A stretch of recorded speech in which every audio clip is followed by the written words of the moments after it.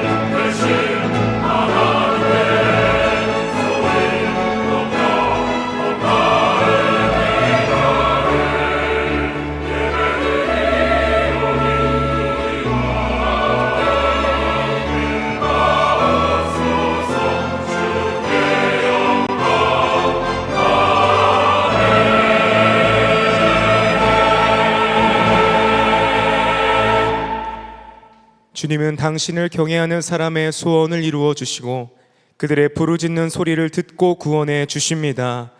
주님은 당신을 사랑하는 사람은 누구나 지켜주시며 악한 사람은 누구든지 다 멸하십니다. 주님은 하시는 모든 일은 의로우시며 모든 일을 사랑으로 하시는 분이십니다. 왕이신 하나님, 내가 주님을 높이며 주님의 이름을 영원토록 송축하오니 우리의 찬양을 받아 주시옵소서. 아멘. 다 함께 일어나셔서 찬송가 29장 성도요 다 함께 찬양 드리시겠습니다.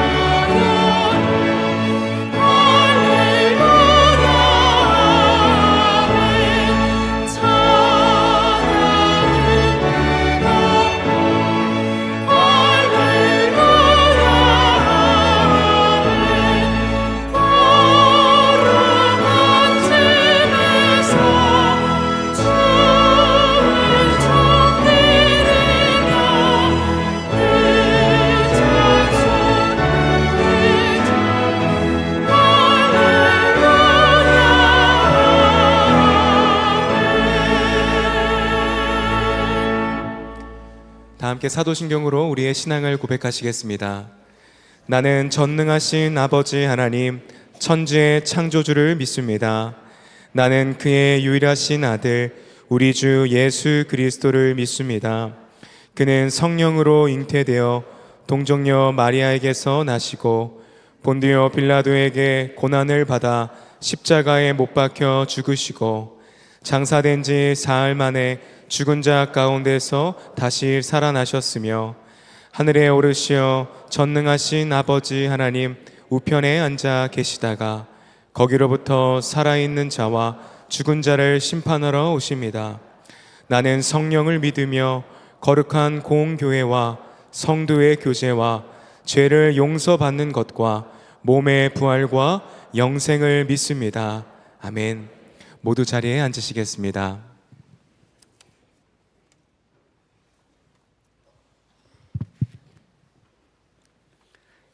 영원히 찬양받으시기에 합당하신 나의 왕 나의 하나님, 주님의 끝없는 사랑으로 저희들을 품어 안으시고 예수님 안에서 한 몸 이룬 공동체로 주님만을 붙잡으며 예배하게 하시니 감사합니다.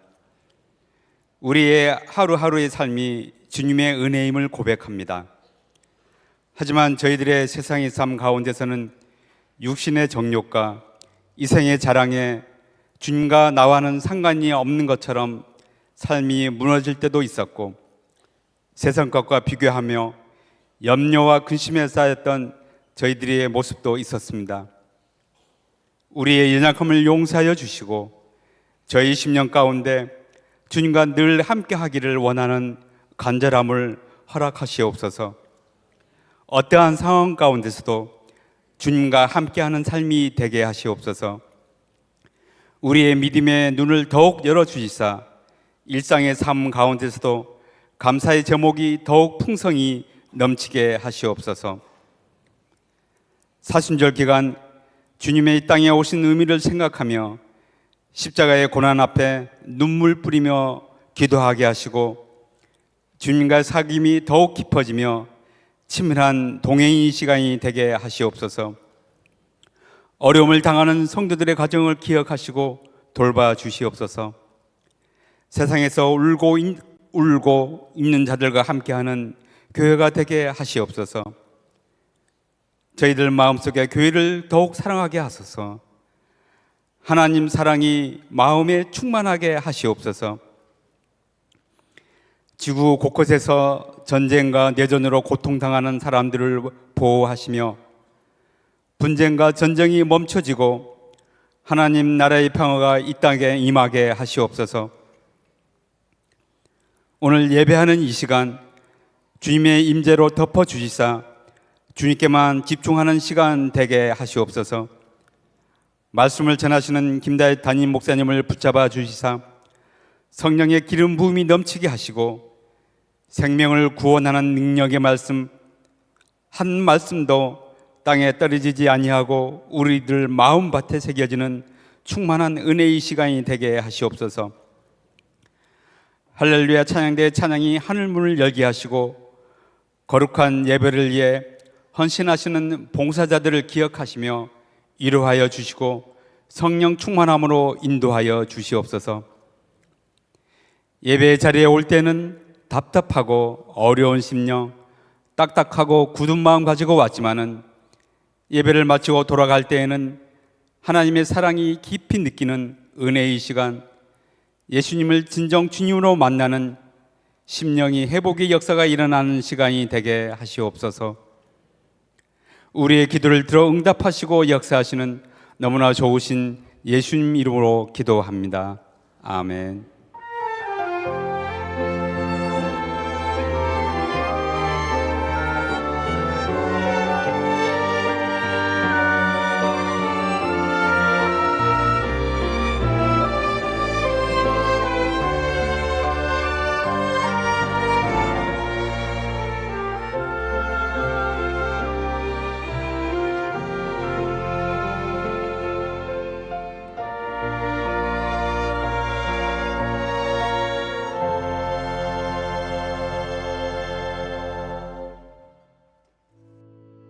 교회 소식을 알려드리겠습니다. 고은빈 집사를 초원지기로, 박준규 집사, 박선영 권사외 30명을 목자로 임명합니다. 예수님의 사람 제자훈련 오리엔테이션이 오늘 오후 5시 글로리홀에서 있습니다. 이번 주 수요일에 목장이 개학합니다. 젊은이 교회 창립 20주년 감사 예배가 오늘 오후 3시 본당에서 있습니다. 청년 세대를 사랑하는 마음으로 함께 기도해 주시기 바랍니다. 말씀 함께 3월호가 발간됐습니다. 목자의 지혜 홈페이지에서 정기 구독하실 수 있습니다. 제 구독 대상자분들께는 안내 문자와 함께 책자 봉투에 안내 문구가 기재되어 발송됩니다. 교회를 신실하게 섬겼던 온라인 교회 하나람 전도사가 사임합니다. 선한목자 교회에 처음 오신 새가족 여러분을 환영합니다. 1층 새가족실에 가시면 교회 등록과 교회 생활에 대한 안내를 받으실 수 있습니다. 매일 말씀 함께와 예수 동행일기를 통하여 주님과 동행하는 한 주 보내시길 바랍니다. 이 시간에는 신임 초원지기 목자 임명식을 갖도록 하겠습니다. 초원지기를 대표해서 고은빈 집사님께서, 목자를 대표해서 박준규 집사님과 박선영 곡사님께서 십자가 목걸이를 받으시겠습니다.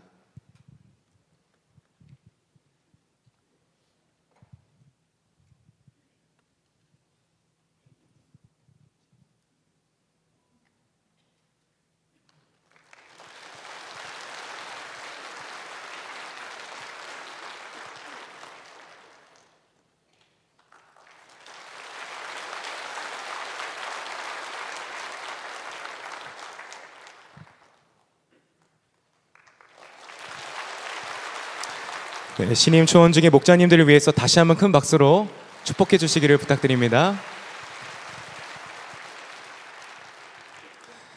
이 시간 다 함께 하나님을 경외하는 마음으로 자리에서 일어서시겠습니다. 오늘 우리에게 주시는 하나님의 말씀은 누가복음 5장 1절에서 11절 말씀입니다. 예수께서 게네사렛 호숫가에 서 계셨다. 그때 무리가 예수께 밀려와 하나님의 말씀을 들었다. 예수께서 보시니 배 두 척이 호숫가에 대어 있고 어부들은 배에서 내려서 그물을 씻고 있었다.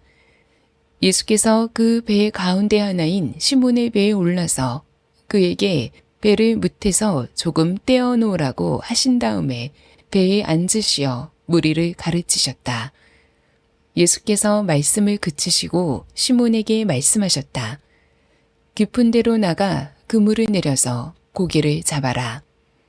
시몬이 대답하였다. 선생님, 우리가 밤새도록 애를 썼으나 아무것도 잡지 못했습니다. 그러나 선생님의 말씀을 따라 그물을 내리겠습니다. 그런 다음에 그대로 하니 많은 고깃대가 걸려들어서 그물이 찢어질 지경이었다. 그래서 그들은 다른 배에 있는 동료들에게 손짓하여 와서 자기들을 도와달라고 하였다. 그들이 와서 고기를 두 배에 가득히 채우니 배가 가라앉을 지경이 되었다. 시몬 베드로가 이것을 보고 예수의 무릎 앞에 엎드려서 말하였다. 주님, 나에게서 떠나 주십시오. 나는 죄인입니다. 베드로 및 그와 함께 있는 모든 사람은 그들이 잡은 고기가 엄청나게 많은 것에 놀랐던 것이다. 또한 세베대의 아들들로서 시몬의 동료인 야고보와 요한도 놀랐다. 예수께서 시몬에게 말씀하셨다. 두려워하지 말아라. 이제부터 너는 사람을 낚을 것이다. 그들은 배를 무태 댄 뒤에 모든 것을 버려두고 예수를 따라갔다. 아멘. 하나님의 말씀입니다. 모두 자리에 앉으시겠습니다.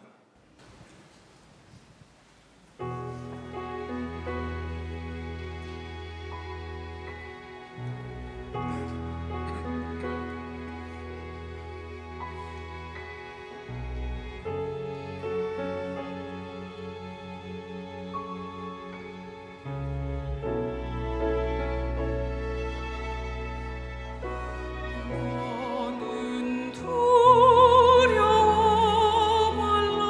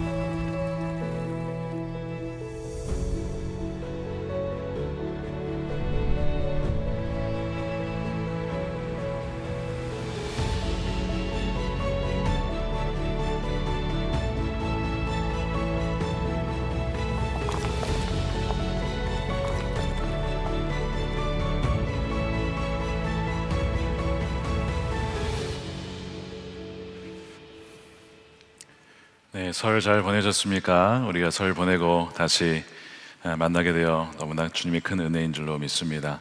오늘 우리 할렐루야 찬양대 찬양이 참 평소에도 좋았지만 특별한 감동이 있는 것 같습니다. 우리 모두에게 벌써 찬양을 통해 하나님의 임재가 충만히 임하는 것을 경험합니다. 하나님께 모든 감사 영광의 박수 올려드립니다. 감사합니다.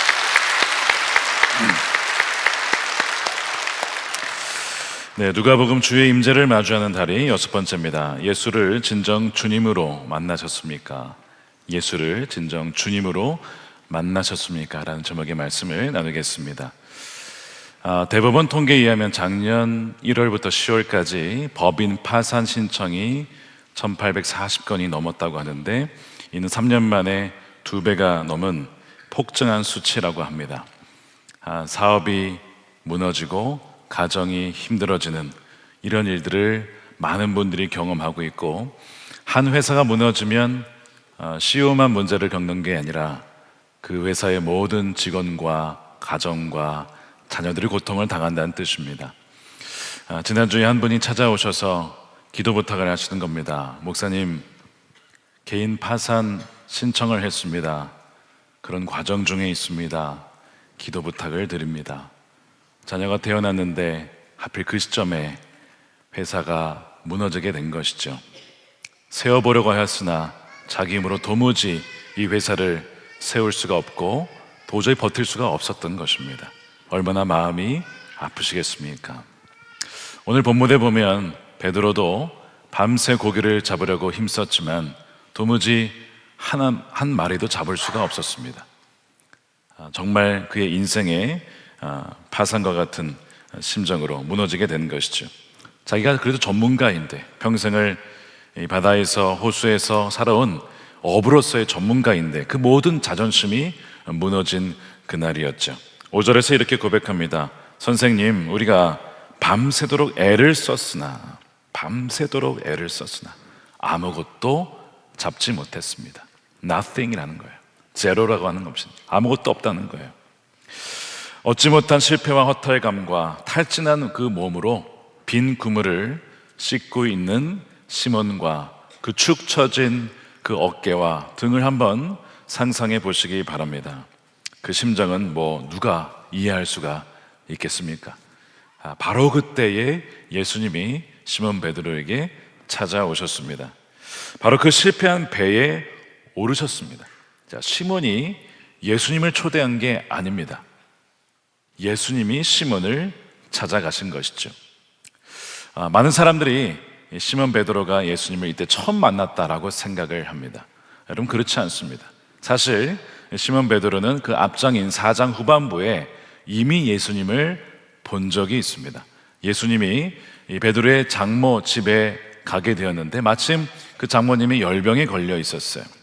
사람들이 부탁을 해서 예수님 고쳐주십시오. 그래서 예수님이 그 열병을 꾸짖어서 병을 고쳐주십니다. 바로 그 장면을 바로 옆에서 본 사람이 누구예요? 베드로였습니다. 그때 예수님이 보통 사람이 아닌 것을 알았어요. 자, 그런데 그 이후에 여전히 베드로에게 예수님은 누구냐? 그저 선생님입니다. 그래서 오늘 본문에 선생님 이렇게 부르죠. 선생님. 보통 이 선생님이라고 할 때의 단어가 많이 쓰이는 것이 랍비라는 의미의 디다스칼로스 이런 단어를 씁니다. 근데 오늘 이 베드로가 그 단어를 쓰지 않고 에피스타테스라고 해서 소위 감독관, 어떤 유능한 지도자, 어떤 선생님, 전문가 이런 표현을 가진, 느낌을 가진 이 단어를 씁니다. 그러니까 예수님이 그래도 보통 사람은 아닌 건 알겠는데 그 선생님이나 감독관이나 유능한 어떤 지도자 그 이상 내 인생의 키를 맡길 만한 그런 분은 아직은 아니었다는 겁니다. 여러분 잘 기억하셔야 될 것이 우리 인생에 정말 기적이나 치유가 일어날 수 있어요. 어떤 사람은 그것 때문에 예수님을 믿기도 합니다. 그런데 모든 사람이 기적을 본다고 해서 치유를 경험한다고 해서 예수님을 믿는 게 아니라고 하는 겁니다. 베드로는 바로 앞에서 장모님이 낫는 걸 봤어요. 와, 놀랍다. 병이 치유가 되네. 그냥 꾸짖어서 병을 고칠 수 있는 분이 대단한 분이시네. 그게 다였어요. 그때 여전히 베드로는 예수님이 주님이 아니었습니다. 만일 이 베드로가 누가복음 4장 수준의 5장 초반까지의 수준이었다면요, 여러분 베드로는 천국 못 가는 겁니다. 예수님께서 마태복음 7장에 나더러 주여 주여 하는 자마다 다 천국에 갈 것이 아니라고 했죠. 그 베드로는 이 수준이었으면요, 여러분 천국 못 가는 거예요. 근데 참 안타까운 건 뭐냐면 교회에 정기적으로 나오고 부모님을 따라 나오기도 하고 오랜 시간 주님을 안다라고는 하지만, 그리고 입술로도 주님 부르기도 하지만 사실상 예수님을 선생님 수준으로 대하는 사람들이 있다는 것입니다. 오늘 어쩌면 이 자리에 예배하시는 분들 중에 온라인으로 참여하신 분들 중에도 혹시 여러분 있을 수도 있다는 거죠. 그러니까 하나님에 대해서 아는 것과 하나님을 알고 하나님을 인격적으로 만나고 주님의 말씀을 듣고 그 말씀을 따라 순종해 나가는 그 삶과 하나님에 대해서 하는 것은 완전히 다른 것입니다. 자, 그런데 이 베드로만 이랬던 게 아니라 여러분 성경의 인물들을 가만 살펴보면 아브라함이나 모세나 야곱이나 진짜 하나님을 만나기 이전에 이미 어느 정도 하나님에 대해서 알고 있었어요. 아브라함도 데라를 통해서 하나님에 대해 이미 들었었고, 야곱도 마찬가지로 아브라함의 하나님, 이삭의 하나님 이러면서 하나님에 대해서 잘 알고 있었지만 그를 만난 게 아니었습니다. 모세도 어릴 적부터 어머니에 의해서, 누님에 의해서 너는 히브리 민족이야, 하나님께서 너를 보내줬어, 너는 건진받은 자야, 너의 사명이 있어, 계속 듣고 자랐지만 하나님을 직접 만난 것은 아니었다는 거죠. 그러니까 이런 인물들을 보면 지금 우리들 중에서도 어쩌면 오랜 시간 우리 주님을 안다고는 하지만 실질적으로 주님이 아니라 사실은 선생님 수준으로 믿는 분들이 있을 수 있다는 겁니다. 자, 그래서 우리가 이제 한번 이 시간에 정직하게 예수님이 나의 주님이신지 선생님이신지를 한번 좀 점검해 봤으면 좋겠는데요. 우리가 이것을 또 다 알리면 좀 부끄럽잖아요. 그러니까 스스로 한번 제 질문 3가지를 점검 질문, 여러분 병원 가시면 진단 질문 받으시죠? 똑같은 겁니다. 질문 제가 3가지만 드릴 테니까 한번 체크를 해보시는데, 만일 체크하셨을 때에 한 가지 이상, 만약에 2가지라면요, 이건 분명한 것이고 한 가지라도 있으면 좀 위험한 겁니다. 자, 어떤 질문인가? 첫 번째, 나는 예수님을 종교 영역의 전문가로 제한하고 있지는 않은가입니다. 그러니까 영역을 분리시키는 거예요. 자, 예수님을 선생님으로 여기는 자는 예수님을 종교 영역의 전문가로만 여깁니다. 그래서 주일에는 예수님이 주인이 맞아요. 주님이 맞습니다.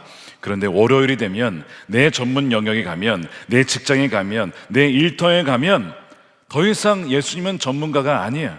내가 전문가야. 재테크에 있어서도 내가 전문가야. 그저 예수님은 내가 결정하고 하는 일에 잘 될 수 있도록 도와주셔야 돼, 복을 주셔야 돼 라고 여긴다면, 여러분 그냥 예수님은요 선생님 수준인 겁니다.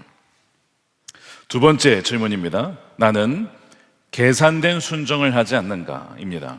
자, 5절에 이제 베드로를 보게 되어주면 베드로가 따라가긴 따라가요. 말씀에 따라서 그물을 내리긴 내립니다. 근데 이런 뉘앙스입니다. 밤새 해봤지만 안 됐습니다. 내가 이걸 잘 아는데, 그래도 에피스타테스, 전문가, 나름 한 영역의 전문가이시니까 제가 존중하여 한 번쯤은 한번 그물을 내려보겠습니다. 계산을 해보는 거예요. 어차피 해봐도 손해볼 건 없다.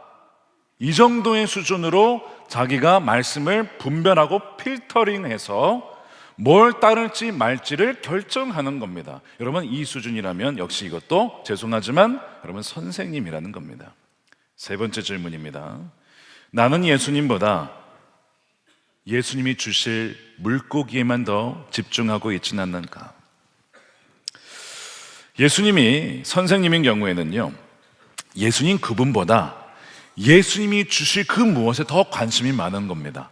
예수님이 주실 물고기, 예수님이 주실 성공, 예수님이 주실 명예, 예수님이 주실 안정, 그 주실 무엇, 너무 다 좋은 것들인데 예수님보다 더 그것이 좋을 때에 사실 우리는 예수님을 나의 인생을 도와줄 어떤 선생님으로 여기고 있다는 거예요. 정말 예수님을 나의 왕, 나의 주님으로 여겨서 항복하고 내가 죄인임을 인정하고 주의 말씀에 따라갈 것이냐, 아니면 그저 나의 인생을 더 윤택하게 해줄 유용한 도구로 삼느냐는 여러분 굉장히 다른 것입니다. 이 세 가지 질문 앞에 여러분 뭐라고 답하셨습니까? 한 가지라도 걸리는 것이 있다면 오늘 말씀을 통해서 다시 한번 쭉 마치 엑스레이 찍듯이 CT 촬영하듯이 우리 영혼을 좀 점검해 보았으면 좋겠습니다. 자, 근데 감사한 것이 뭐냐면 이것이 은혜라고 하죠. 자, 베드로는요 4장에서도 5장 초반에서도 예수님을 다시 만났지만 여전히 예수님을 선생님이라고 부릅니다. 자, 그런데 감사하고 은혜로운 건 뭐냐면 예수님은 베드로가 예수님을 그저 선생님으로 여기는 것에 만족하실 수 없었다는 겁니다. 그래서 장모 집에 찾아왔던 것도 예수님이시고 또한 베드로를 다시 찾아온 것도 베드로가 아니라 예수님이었다는 거예요. 왜요? 베드로가 계속 예수님을 그저 선생님 정도로만 알고 있기 때문에 난 너가 선생님 수준으로 아는 것에 나는 원치 않는다. 너는 정말 나를 만나기를 원하고 알기를 원하고 정말 나를 따라오는, 나를 주님으로 여기는 나의 신실한 제자가 되기를 원한다. 그래서 주님이 찾아오시는 거예요. 언제 찾아옵니까? 여러분, 망했을 때, 실패했을 때 예수님이 찾아오신 그 배는 어떤 배입니까?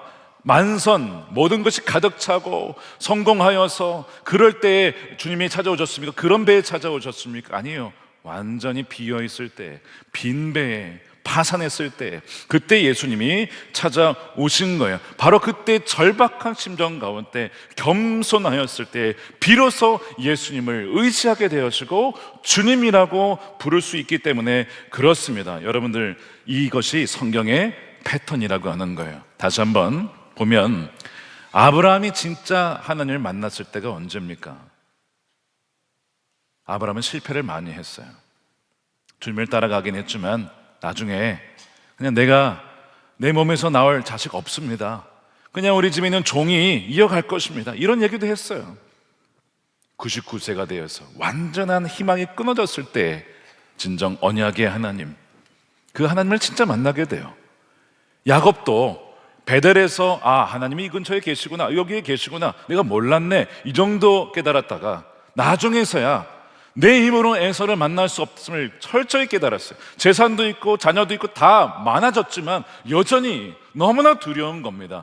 야복강가에서 하나님을 붙잡고 나를 복을 주십시오, 나와 함께 해 주십시오, 나와 함께 하지 않으면 안 됩니다, 저는 보낼 수 없습니다, 막 매달리는 거예요. 그때 주님을 만나게 되지 않습니까? 이런 모세도 마찬가지죠. 이집트 왕자였을 때 하나님 만난 게 아닙니다. 광야에 가서 40년간 나이가 들어서 힘이 다 빠지고 늙은 목자가 되었을 때 비로소 그때 불타는 떨기나무에 임재하신 하나님을 대면하게 되어지죠.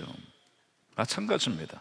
베드로도 파산했을 때 아무것도 잡은 것이 없는 바로 그때에 비로소 예수님을 만나게 되는 것입니다. 여러분, 삶의 현장이 무너지셨습니까? 파산하셨습니까? 관계가 깨어지셨습니까? 가진 것이 없으십니까?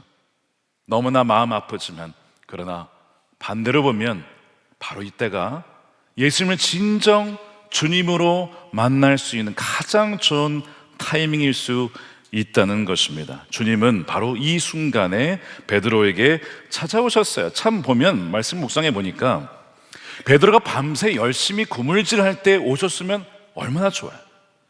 밤이면 물고기가 얼마나 많습니까? 좀 그때 와서 좀 도와주시지, 그때 와서 힘을 좀 보태주시지, 왜 그때는 오시지 않은 거예요? 의도적이었던 겁니다.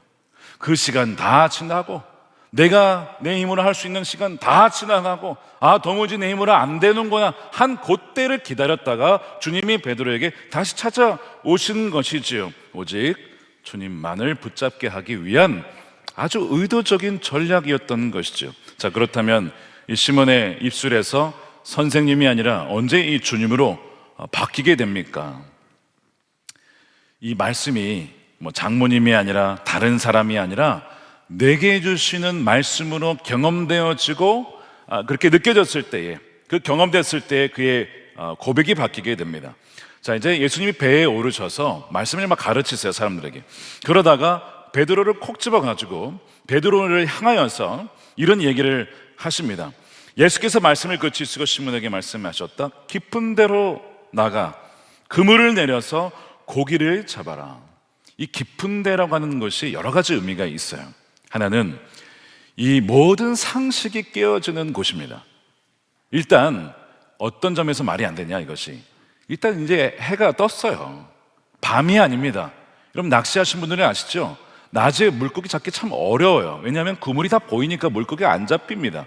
그러니까 이때 이미 이 시간에 나가는 자체가 말이 안 되는 거고, 또 하나는 깊은 곳에 가봤자 물고기들이 다 숨어 있기 때문에 그때 잡을 수 있는 게 없습니다. 그러니까 여러 면에 봤을 때 이 베드로의 상식, 평생을 이 물고기를 잡은 이 베드로의 입장에서 이 말은 말이 안 되는 거예요. 불가능에 불가능은 더한 명령이었습니다.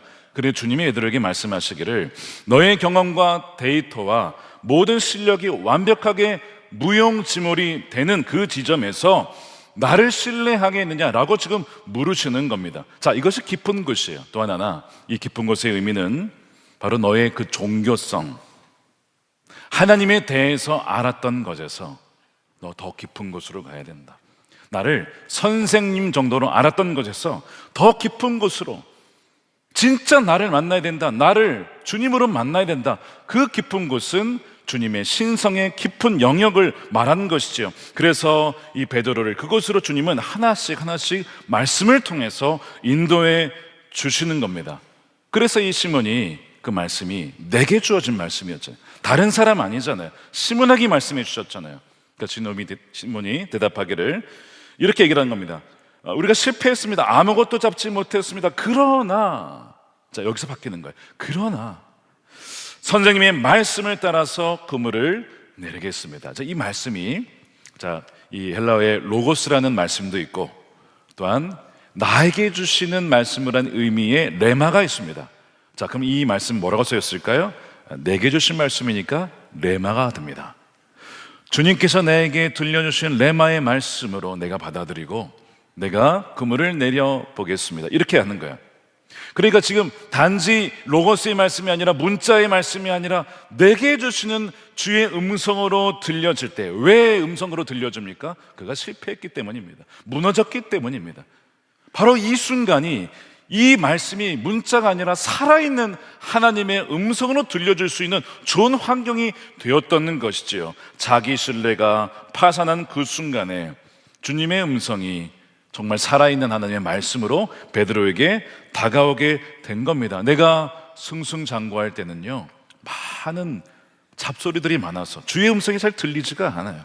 근데 실패하게 되어지면요, 아무것도 내가 할 수 없기 때문에 그때 비로소 주님의 세미한 음성이 들리기 시작하게 되는 겁니다. 레마로 내게 다가오게 되는 거예요. 그래서 그물을 내리죠. 깊은 곳으로 가서 그물을 내려서 고기를 잡게 되는데 결과가 이 상상을 초월하는 겁니다. 고기가 너무 많아서 2배 가득 채울 정도로 그물이 찢어질 정도입니다. 사람들이 다 놀래죠. 베드로를 비롯해서 요한과 야고보와 다 깜짝 놀랍니다. 자기들의 인생에 이렇게 고기를 많이 잡은 적이 없었던 거예요. 소위 인생에 대박이 난 건데, 이 시몬 베드로의 반응은 다른 이들과 좀 달랐습니다. 다른 이들이 막 놀라할 때, 물론 베드로도 놀랬지만 이게 몇 마리야 막 세는 게 아니라 베드로가 물고기를 세지를 않아요. 그렇게 원하던 물고기를 잡았는데 세지를 않습니다. 대신에 그 비린내 나는 배, 그 갑판에 엎드려서 이렇게 고백하는 거예요. 시몬 베드로가 이것을 보고 예수의 무릎 앞에 엎드려서 말하였다. 주님, 나에게서 떠나주십시오. 나는 죄인입니다. 나를 떠나달래요. 나는 죄인이래요. 여러분, 이 말씀이 이해가 되세요? 보통 이런 경험을 하면 뭐라고 하겠습니까? 주님, 대박입니다. 절대 나를 떠나지 마십시오. 나와 동역하십시다. 어디로 그물을 더 던져야 할까요? 말씀만 하십시오. 어디 가지 마세요. 계약합시다. 단독 계약합시다. 이런 식으로 하지 않겠냐고요. 근데 반대를 하고 있어요. 나를 떠나달래요. 나는 죄인이래요.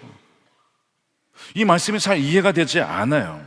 왜 그런가? 베드로는요, 순간 이분이 내 사역과 사업을 도와줄 선생이나 유능한 전문가로 지금 보는 게 아닙니다. 이분은 그런 전문가가 아니에요. 그 이상인 거예요. 창조주 하나님, 그 거룩한 현존 앞에 절대 이 시간은 물고기가 잡힐 수가 없는 거예요. 그런데 이 무에서 유를 가능케 하시는 하나님이시고 나는 것을 그가 깨닫게 됐는데, 그 순간 여러분, 빛이 쫙 비치면 어둠에 있었던 먼지와 더러움, 모든 것이 드러나죠. CT를 딱 찍으면 그 안에 있었던 그 암세포와 모든 것이 다 드러나게 되죠. 마치 그와 같은 거죠.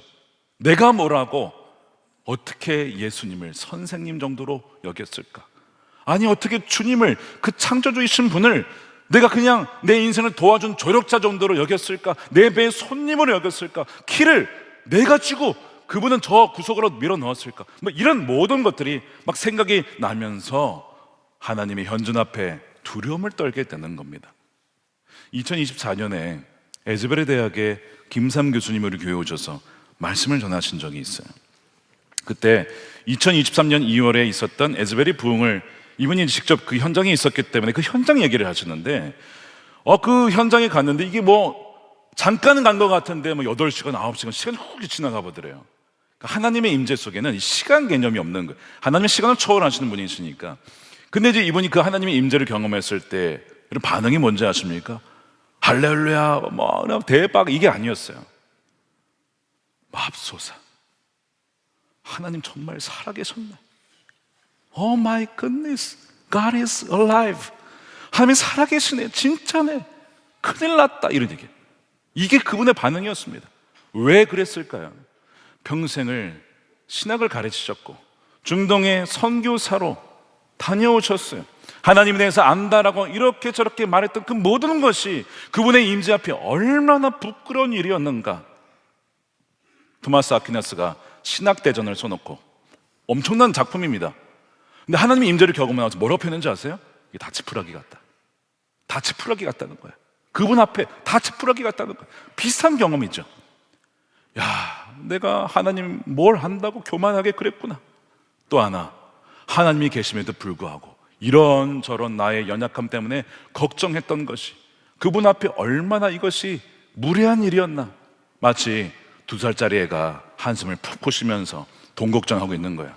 부모님이 있는데 우리 집안 어떡하나 이러면서 부모님 앞에서 그래 봐요. 화가 나죠. 야, 네가 뭔데 그걸 네가 걱정을 해. 엄마 아빠가 있잖아. 약간 그런 느낌? 하나님이 계신데, 하나님이 살아계신데 뭐가 그렇게 걱정된다고 그렇게 했었던가, 뭐 이런 것들이 다 생각이 나면서 맙소사, 하나님 정말 살아계셨네. 베드로가 그런 경험을 지금 하는 겁니다. 나를 떠나십시오. 저는 죄인입니다. 주님이 내 인생의 선장인지도 모른 채 내가 선장 노릇했습니다. 내 인생의 항해에 내가 길을 안다라고 그렇게 키를 쥐고 갔습니다. 저는 주님을 무시한 자입니다. 저는 주님을 그냥 선생님으로 여긴 자입니다. 그렇게 주님 앞에 엎드려 나가게 된 것이죠. 영국의 탁월한 기독교 변증가 C.S. 루이스가 쓴 책 중에 단연코 최고는 순전한 기독교라는 책입니다. 저의 인생에 큰 영향을 미친 책이에요. 이 순전한 기독교에 보면 그가 이제 이런 얘기를 해요. 예수님을 소위 선생님에서 주님으로 모셔드린 이 과정 중에 일어난 일이 있다는 겁니다. 뭐냐면 우리가 전혀 예상하지 못했던 고난의 일이 터진다는 거예요. 힘든 시기가 닥쳐온다는 거예요. 병이나 재정적인 문제가 발생하게 되어 사람이 낙심이 된다는 거죠. 하나님, 도대체 왜 이런 일이 나에게 벌어져야 됩니까? 근데 그때 이 루이스가 이런 얘기를 해요. 우리 인생을 살아있는 집이라고 생각해 보라는 겁니다. 그러면서 이런 얘기를 합니다. 여러분, 자신이 살아있는 집이라고 상상해 보십시오. 하나님이 오셔서 그 집을 다시 지으려 하십니다. 처음에는 그가 하는 일이 이해가 됩니다. 하수구를 고치고 지붕에 새는 것들을 막는 등의 일들을 하십니다. 이런 것들은 필요한 이름으로 놀랄 필요가 없습니다. 그런데 얼마 안 가 집을 마구 때려 부수기 시작하는데 지독하게 아플 뿐 아니라 도무지 이해할 수가 없습니다. 도대체 그는 무슨 짓을 하고 계신 것입니까? 내 인생에 무슨 짓을 하고 계십니까? 왜 이렇게 내 인생을 때려 부수고 계십니까? 그는 여러분의 생각과 영 다른 집을 짓고 계시기 때문입니다. 여기에는 한쪽 벽을 새로 세우고 저기에는 바닥을 더 깔고 탑을 새로 올리고 마당을 만드십니다. 여러분은 보기 좋은 작은 오두막집을 생각했습니다. 그러나 그는 궁전을 짓고 계십니다. 그는 친히 그 궁전에 살 작정이십니다. 여러분, 베드로에게 일어난 일이 무엇이냐? 예수를 단지 선생으로 아는 것으로 넘어서서 진짜 주님으로 알도록 그렇게 공사 중인 것이죠. 지금 자기 인생에 이 배가 작은 오두막집처럼 적당히 수리받는 것을 넘어서 위대한 하나님이 거하시는 궁전으로 만드시기 위하여 지금 다 때려 부시고 계신 거예요. 우리는 그것이 괴롭고 힘들지만 그러나 그 과정을 겪어야만 진짜 선생님이 아니라 진짜 주님으로 예수님을 믿고 따라가며 살아갈 수가 있기 때문에 주님은 우리 인생에 그렇게 다루시는 것이죠. 여러분의 인생 가운데 그런 일이 벌어지고 있지 않습니까? 주님 도대체 무슨 짓 하고 계십니까? 왜 이렇게 무너져야 합니까? 라고 생각하신다면 바로 그것이 주님의 계획이 우리와 다르기 때문에 주님이 친히 우리 안에 거하시기 위하여 주님이 거하실 성전 만드시기 위하여 주님은 그렇게 하고 계심을 믿는 여러분 되시기를 축복합니다. 아무것도 얻지 못한 그날 베드로가 예수님이 뭐라고 부르냐면 8절에 주님 끼리에, 자 아까 선생님이라고 그랬어요. 아피스타테스라고. 근데 이번에는 끼리에라고 바뀌었어요. 더 이상 이제는 선생님이 아니라 이 끼리에는 뭐냐면요, 이제 언어로 보면 큐리오스의 변형이죠. 혹격 변형입니다. 큐리오스입니다. 여러분 큐리오스가 뭔지 아십니까? 황제를 호칭하는 단어입니다. 정치적인 권세를 가진 가장 높은 분, 그리고 종의 모든 인생과 재물과 생명과 미래의 생사 여타권을 쥔 자가 누구냐면 그 사람의 큐리오스입니다. 더 나아가서 히브리서, 여러분 이제 이 히브리로 되어진 이 구약 성경, 이거를 헬라어로 번역한 성경이 70인역입니다. 그러면 구약의 야훼 하나님을 헬라어로 뭐로 번역했을까요? 여러분 큐리오스로 번역한 겁니다. 자, 그러면 베드로가 지금 끼리에라고 한 것은 뭐라고 한 겁니까?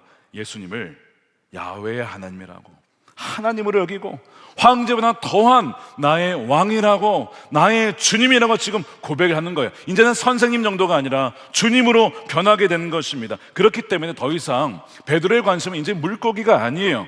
그래서 그가 어떻게 합니까? 11절에 그들은 배를 무채 된 뒤에 모든 것을 버려두고 예수를 따라갔다는 거예요. 아니 그렇게 밤새도록 얻고 싶었던 물고기가 이렇게 많은데 이제 거기에 관심이 없어요. 왜 그렇습니까? 예수님 안에 그 모든 것이 있기 때문에, 예수님, 이 모든 것이 다 예수님께 속해 있기 때문에 이제 그 물고기에 집착할 필요가 없는 거예요. 예수님을 붙잡아야 된다는 것을 이 베드로가 깨달았던 것입니다. 많은 사람들이 여전히 예수님을 선생님인가 주님인가의 사이에 고민을 합니다. 비유를 들자면 이런 고민입니다. 10,000원짜리와 1억짜리 수표 사이에 여러분 뭘 선택하시겠어요? 이 물으나 많아져. 10,000원짜리와 1억짜리가 비교가 됩니까, 여러분? 근데 많은 사람들이 고민을 해요. 이 두 가지 가지고. 두 가지가 고민을 해요. 어떤 애들은 고민할 수 있겠죠. 수표를 처음 본 아이들은 이게 돈인 줄 모르고 10,000원짜리를 택할 겁니다. 근데 실제로 많은 사람들이 그 선택을 여전히 하고 있는 거예요. 무슨 얘기입니까? 예수님을 그저 내 인생을 도와줄 조력자요, 그냥 선생님 정도로 여긴다는 거예요. 뭐가 문제인 거예요? 보는 게 문제인 겁니다. 보는 게. 눈이 뜨여지지 않은 것입니다.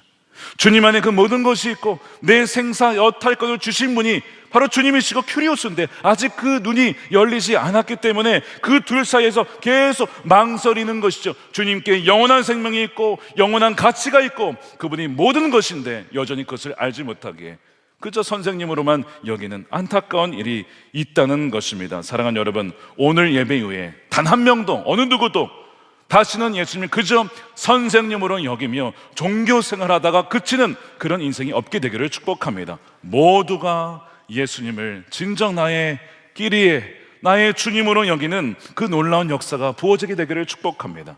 여러분, 이 변화의 역사는요, 성경에도 있었고 교회 역사 속에도 있었고, 여러분 지금도 계속되고 있습니다. 독일의 순교자이자 참 탁월한 신학자 보네퍼, 이러면 아실 겁니다. 이 디트리 보네퍼가 천재입니다. 21살에 신학 박사학위를 받았어요. 그때 쓴 글을 보면요, 야, 어떻게 이 나이에 이런 글을 쓰나 싶을 정도로 이 대단한 사람입니다. 자, 그런데 그가 하나님을 잘 알았다고 했는데 나중에 이제 1930년 뉴욕의 유니온 신학교에 유학을 가고 거기에 강의도 합니다. 근데 그 근처에 있었던 흑인 교회에 참여해서 예배를 드리는데 충격을 받아요. 여러분, 흑인 예배 한번 가보셨습니까? 이렇게 조용하지 않습니다. 난리가 납니다. 찬양 때에는 뭐 말할 것도 없고요, 설교 시간에도 누가 설교자인지 모를 정도로 회중에서 계속 말을 해요. 막 뭐 you can say that again 이러면서 뭐 계속 당신 그 말을 계속해도 돼 이러면서 막 아멘은 뭐 당연히 기본이고 막 난리가 납니다. 근데 어쨌든 그 예배에서 진정으로 하나님을 예배하는 그 모습에 그가 충격을 받았어요. 나에게 정말 예수님은 주님이신가? 나는 정말 하나님을 그렇게 예배하는가? 그리고 그 기간을 지나면서 나중에 말씀을 보는데 그가 진정 거기에서 회심을 하게 됩니다. 그리고 그 내용을 이 엘리자베트 친이라고 하는 자에게 자기 고백적인 편지를 보내면서 이렇게 고백을 해요. 나는 교회에 대해 말하고 설교도 했지만 그때까지 나는 아직 그리스도인이 아니었고 오히려 거칠고 통제되지 않은 방식으로 내가 여전히 내 삶의 주인이었네. 그때 나는 예수 그리스도의 일을 내 허영과 자기 이익에 유리하게 이용했다는 거지. 그러나 하나님의 말씀이 나를 그 상태에서 해방시키셨네. 그 이후로 모든 것이 달라졌어. 라는 편지를 써요. 1936년에. 그래서 보장된 유니온 신학교의 좋은 자리와 연봉과 자리를 포기하고 마치 베드로가 그물과 물고기와 배를 다 버려두고 주님을 쫓았듯이 그도 그것을 버리고 본국으로 돌아가죠. 히틀러가 장악한 그 독일을 구하기 위하여 참여하였고 십자가의 길을 따라 그도 순교를 하게 됩니다. 이런 선생님에서 주님으로 바뀌어진 역사가 그때도 일어났고 지금도 여전히 우리의 현장 가운데 일어나고 있습니다. 지난 금성 이후에 한 분이 기도 부탁을 하셨어요. 제가 그분께 허락을 받지 못했지만 익명으로 너무나 이 기도 제목이 귀해서 제가 좀 소개를 하고 싶습니다. 저는 중학교 교사입니다. 남자분이신데 재작년 몸도 마음도 지쳐서 육아 휴식을 하였습니다. 그러나 주님은 이 시간을 주님을 인격적으로 만나는 시간으로 선용하여 주셨습니다. 그리하여 모태신앙 40년 껍데기뿐이었던 신앙생활에서 믿음의 눈을 열게 하셨습니다. 이제 곧 복직을 앞두고 매일의 직장의 현장에서 예수님과 동행하는 그 기쁨을 맛보아 누리고 싶습니다.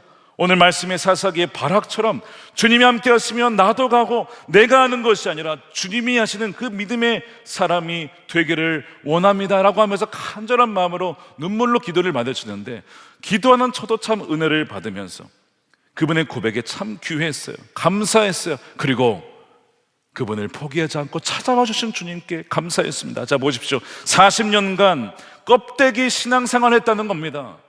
교회를 오고 가고 찬양도 하고 예배도 드렸지만 사실 예수님이 그저 선생님 수준이었다는 거예요. 그런데 그런 나를 버려두지 않고 어떻게 하신 겁니까? 예수님이 가장 힘든 시기에, 가장 어려웠던 시기에 찾아와 주셔서 주님을 만나게 되었다는 이 이야기가 얼마나 감사한지, 그리고 단지 거기에 그치지 않고 일상에서 그 공직 생활에서 주님과 동행하기 위해 그렇게 결단하는 모습이 그 누가 이끌어 주신 겁니까? 주님이 인도해 주신 것이죠. 더 깊은 데로 나아갈 수 있도록 인도해 주시는 그 주님으로 인하여서 너무나 감사한 순간이었습니다. 사랑하는 여러분, 오늘 말씀을 정리하면서 여러분은 예수님을 누구로 여기십니까? 정말 큐리오스로 나의 인생의 생사여탈권을 주신 분이기에 내 머리는 이해가 안 돼도 주님 말씀하시면 내가 순종하겠습니다, 주님 말씀하시면 멈추겠습니다 라는 그 마음으로 살아가십니까? 아니면 여전히 10년, 20년, 30년을 교회를 다녔지만 여전히 그냥 어떤 종교 영의 전문가 정도로 여기고 계십니까? 오늘 예배 이후로 어느 한 명도, 단 한 명도, 온라인으로 오신 분도 비록 예배 전에는 선생님으로 알고 왔다가 그런 분이 있을지는 모르겠지만 오늘 예배 마친 다음엔 단 한 명도 예 없이 예수님을 진정 나의 큐리오스로 주님으로 믿고 따라가며 끝까지 이 복음의 순종의 길을 걸어가는 여러분들이 되시기를 우리 주님의 이름으로 축원드립니다. 이 시간 우리 함께 기도했으면 좋겠습니다.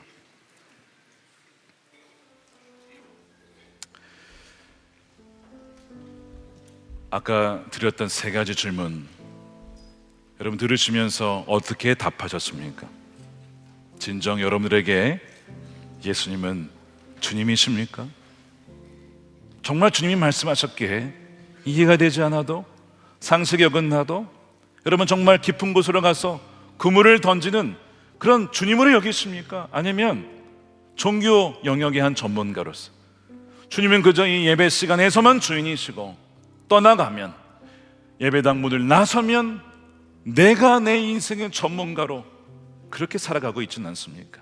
만일 후자라고 한다면 이 시간 우리가 회개하고 주님 더 이상 지금까지는 그렇게 살았을 모르겠지만 오늘 이 시간에 오늘 예배 시간을 통해 다시 한번 주님 이런 나를 내버려 두지 않기 위하여 찾아와 주셨으니 말씀해 주셨으니 주님 진짜 주님으로 여기기를 원합니다. 그렇게 원하시는 분들만 우리 가슴에 좀 손을 얹고 기도했으면 좋겠습니다. 주님을 입술로는 주님이라고 했지만 여전히 내가 내 인생의 주인이었고 내가 내 인생의 배에 내가 항해사가 되어서 내가 선장이 되어서 내가 내 마음대로 가고 싶은 대로 키를 돌렸습니다. 오 맙소사 주님이 살아계시구나. 하나님이 정말 살아계셨구나. 주님 오늘 이 시간에 회개하오니 주여 더 이상 지금까지의 인생 내 마음대로 살았을지 모르지만 남은 여생 얼마나 남은지 모르겠지만 어느 한순간도 이제는 내가 선장이 되어 살지 않겠습니다. 주님이 주인 되어서 내 인생을 정확하게 바른 길로 선한 길로 가장 좋은 길로 나를 인도해 주시옵소서. 그렇게 고백하며 우리 함께 기도하도록 하겠습니다.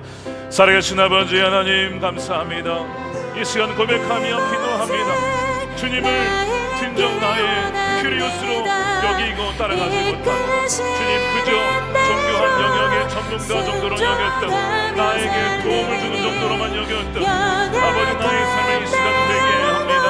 목회를 하면서도 사업을 하면서도 하나님 가르치면서도 하나님 그 영역이 있으면서도 마치 내가 내 영역의 전문가인 것처럼 내가 정하고 마음대로 놓고 주님께 도와달라고 하는 그런 구조로 지금까지 살아왔으면 이 시간 회개합니다. 주님 우리를 불쌍히 여겨주셔서 포기하지 않고 찾아와 주신 놀라운 주님의 은혜를 찬양하오며 이 시간에 예배하는 모든 주님의 백성들 한 명도 이 영식을 왔다 가지 않게 하시고 비록 그전에는 선생님으로 알았다가도 돌아갈 때에는 나의 큐리오스 나의 주님이시여라고 고백하면 하나님만을 주님만을 따라가며 순종히 나아가는 하나님의 자녀들로 살아가게 하여 주시옵소서. 주님 찬양합니다. 주님 감사합니다. 살아 역사하시는 아버지 하나님 주님의 은혜에 참으로 감사합니다. 우리를 살리시기 위하여 자신의 아들을 아끼지 아니하시고 우리에게 보내주신 주님의 그 큰 사랑 인하여 감사합니다.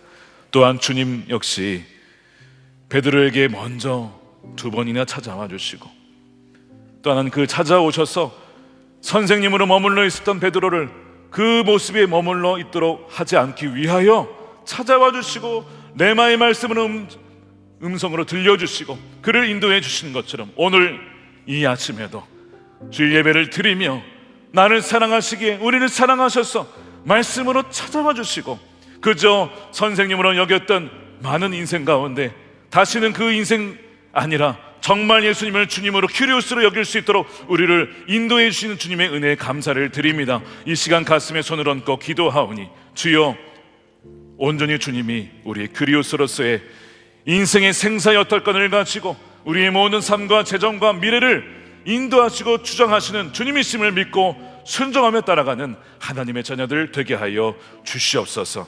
어느 한 명도 돌아갈 때 다시는 예수님을 선생님 정도로 여기는 자 없게 해주시고 날마다 주님과 친밀히 동행하며 주님께 묻고 또한 주님께 응답받으며 기다리며 하나님 말씀에만 순종해 나아가는 하나님의 귀중한 자녀들이 다 될 수 있도록 주님 역사하여 주시옵소서. 파산과 하나님 낙심의 현장 가운데 있는 성도들이 있습니다. 저들의 상황과 형편을 마음을 위로하여 주시옵시고, 그러나 아버지 하나님, 이것이 오히려 주님을 정말 주님으로 여기며 믿고 따라갈 수 있는 주님이 주신 시간인 것을 믿게 하여 주셔서, 주님, 내 인생이 마치 다 때려 부서지는 것 같고 무너진 것 같으나 주님은 우리 안에 거하시기 위하여 궁전과 성전을 짓고 계심을 믿고 나아가오니 주여 친히 그 일을 이루어 주시옵소서. 이 시간 아버지 하나님, 모든 것이 주님으로부터 왔기에 구별하여 11조와 감사헌금과 주의 몸된 교회를 위하여 건축헌금과 선교헌금으로 주님께 올려드립니다. 주님, 어려운 시기에도 믿음으로 드리는 귀한 손길을 기억하여 주시옵시고, 먼저 그의 나라와 의를 구할 때에 주여 이 모든 것을 더해 주시는 하나님의 놀라운 은총이 하면 드리는 손길마다 주님, 저들의 가정과 일터와 자녀들 가운데 부어지는 놀라운 은총을 더하여 주시옵소서. 이 나라를 기억하여 주시고, 주님, 하나님의 놀라운 통치가, 공의의 통치가, 진리의 통치가, 자비의 통치가 정치와 경제와 사회와 교육, IT, 국방 모든 영역 속에 하나님 임하게 하여 주시옵소서. 이 나라가 주님을 선생님 아니라 진정 주님으로 여기는 하나님을 경외하는 이 국민들이 될 수 있도록 주님 역사하여 주시옵소서. 북한에 붙잡혀 있는 김정은 김국기 목사님, 최충길 선교사님을 기억하여 주시고 속히 석방시켜 주시고, 에스라 지인 목사님, 김명일 목사님 주님 풀어 주시옵소서. 주님 아버지 하나님, 이란의 중동에 전쟁의 전원이 들이우고 있습니다. 주님, 그 모든 흑암을 하나님 거두어 주시고 하나님의 진정한 샬롬의 평강이 그 땅 가운데 속히 복음의 능력으로 임하게 하여 주시옵소서. 아버지 하나님, 지금도 땅끝까지 이르러 복음 들고 나가는 우리 선교사님들이 있습니다. 날마다 새로운 힘을 주시고 가정에 하나님 평강을 주시고 자녀들을 책임져 주시며 주님 필요한 것도 공급하여 주시는 하나님의 은혜가 부어지게 해주셔서 함께 우리가 연합하여 주의 오시기를 예비하여 주님이 오시는 그날 우리 모두가 주님의 칭찬을 받는 하나님의 은총을 누릴 수 있도록 주님 역사하여 주시옵소서. 감사하며 우리 구주 예수님의 이름으로 축복하며 기도드립니다. 아멘. 다 같이 일어나셔서 준비하신 예물 드리며 말씀하시면 찬양하겠습니다.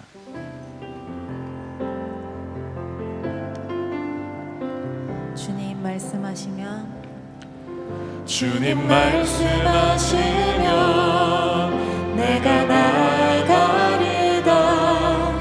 주님 뜻이 아니면 내가 멈춰서 나의 가고 서는 것, 나의 가고 서는 것 주님 뜻에 있으니 오 주님 나를 뜻하신 그곳에 두 손 들고 찬양합시다. 뜻하신 그곳에 나 있기 원합니다. 이끄시는 대로 순종하며 살리니 연약한 내 영혼 통하여 일하소서.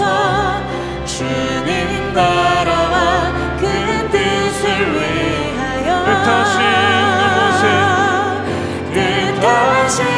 그곳에 나 있기 원합니다. 이끄시는 대로 순종하며 살리니 연약한 내 영혼 통하여 일하소서. 주님 나라와 그 뜻을 위하여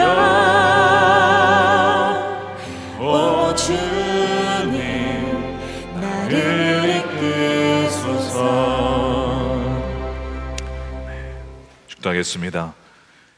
우리의 영원한 왕 되신 예수 그리스도의 크신 은혜와 아버지 하나님의 측량할 수 없는 사랑하심과 세상 끝날까지 우리와 함께 하시는 성령님의 가망 감동 교통 내주하심이 예수님을 단지 선생님 아니라 나의 생사 여탈권을 쥐고 계신 나의 가장 좋으신 예수님을 주님으로 믿고 결단하는 사랑하는 우리 모든 선남목자교회 예배자들 머리머리 위에 저들의 가정과 일터와 사랑하는 자녀들과 주의 몸된 교회와 조국 대한민국과 한반도와 열방 가운데 영원히 함께 하시기를 간절히 축원하옵나이다.